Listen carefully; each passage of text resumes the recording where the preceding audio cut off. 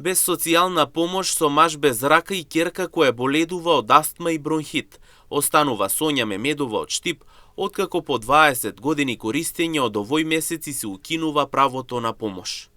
Тажна со документ врака пред вратите на Агенцијата за вработување во градот.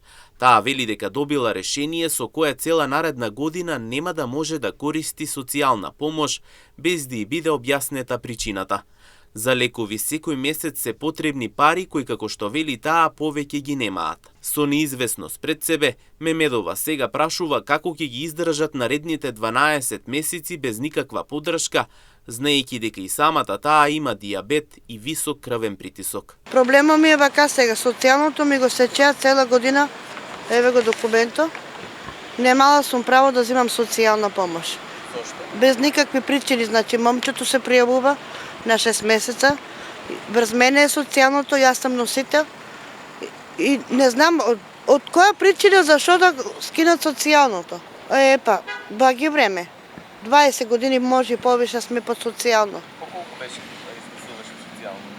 По 10.000. Момчето ми е инвалид со раката, од кената му е туѓа нега. Девојчето ми е болно, стално по лекари, шум на срце има, бронхит и астма, со лекови сме. Еве ги на момчето лековите, треба секој месец ги зимаме, значи, терапија прима. Јас сум со шекер, со притисок. Со се на припатни најмалку 50 евра ме одат само за лекарства. Мемедова сега бара да им се овозможи повторно да користи социјална помош или да им се овозможи вработување за да може да го турка животот со сите проблеми. Плаќам вода, теате белешката, едната ми е платена, другата теате за плаќање. Одека ќе платам јас, цела година забрана ми ставија. Ни кажа, само вика направи жалба, донеси тука. А каде да одаме? Ајде, одека примање немаме ништо. Не можете да работите? Не сме вработени, не можеме, значи болни сме со притисок, со шекер, момчето инвалид со раката, укината му и на него. Вие не можете? Јас не можам, дето школувам го на школа, оде, храна не зима. Да ми пушта социјалното, да се го зимам примањето, да му одобрат на момчето, туѓа нега што зимаше, или работа некаде да ми дадат.